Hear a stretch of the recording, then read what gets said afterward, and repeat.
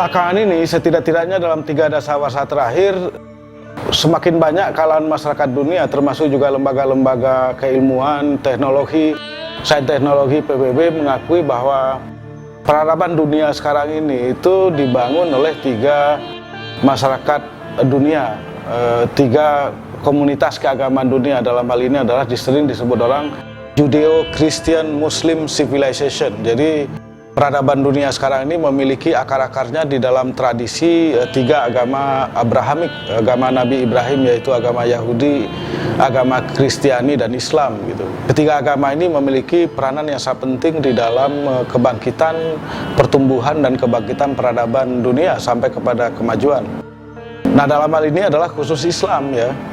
Islam sudah kita tahu masyarakat Muslim memiliki sumbangan atau memberikan sumbangan yang sangat penting bagi kemajuan peradaban pada abad pertengahan melalui pusat-pusat keilmuan, terutama sering disebut orang itu adalah Baghdad dan Cordova ya, pada masa dinasti Abbasiyah di Baghdad dan dinasti Umayyah di Andalusia.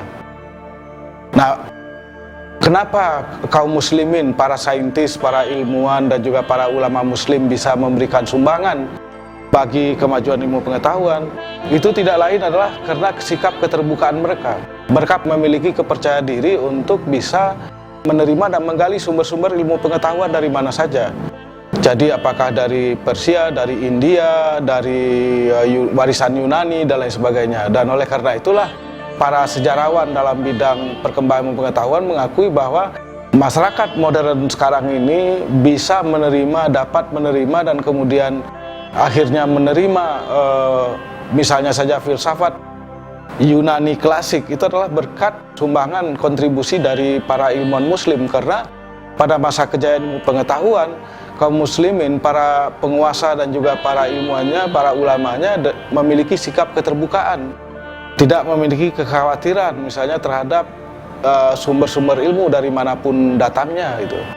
Termasuk juga dalam bidang-bidang yang lain banyak sekali, apakah dalam bidang ilmu-ilmu dasar, ilmu-ilmu alam, dan juga ilmu-ilmu sosial, dan juga bahkan dalam bidang-bidang seperti kedokteran. Kita tahu misalnya Ibnu Sina, seorang filosof, menghasilkan karya yang sangat monumental dalam bidang kedokteran, Al-Qanun fit Tibb, ketentuan-ketentuan mengenai kedokteran. Dan ini kitab ini, kanun ini yang sangat tebal, itu dipakai selama berabad-abad di Eropa, sehingga kemudian mendorong perkembangan atau pengembangan kemajuan ilmu pengetahuan khususnya dalam bidang kedokteran di Eropa.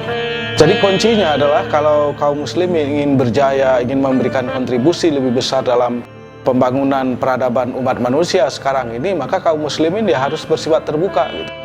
Jangan bersifat defensif, jangan takut misalnya dengan pemikiran, dengan ilmu pengetahuan barat atau pengetahuan yang lain, apakah misalnya Jepang, China, ataupun Eropa dan sebagainya. Jangan khawatir, jangan takut. Kita nggak mungkin misalnya kalau ada pemikiran, konsep-konsep yang tidak sesuai dengan Islam dalam pemikiran itu, kita nggak mungkin untuk memberikan kontra wacana, kecuali kalau kita memahaminya. Jadi oleh karena itu ya kita harus memiliki sikap terbuka, menerima sumber-sumber ilmu pengetahuan, kemudian menggali ilmu pengetahuan tersebut, dan kemudian mencoba mengkontekstualisasikannya dengan prinsip-prinsip dasar Islam. Di situ saya kira yang paling penting. Jadi bukan misalnya takut misalnya kalau ada mahasiswa ataupun anak-anak muda muslim yang mau belajar ke Eropa, ke Amerika, atau ke China, ke Jepang, nggak usah takut ya, biarkan aja mereka belajar, dan kemudian nanti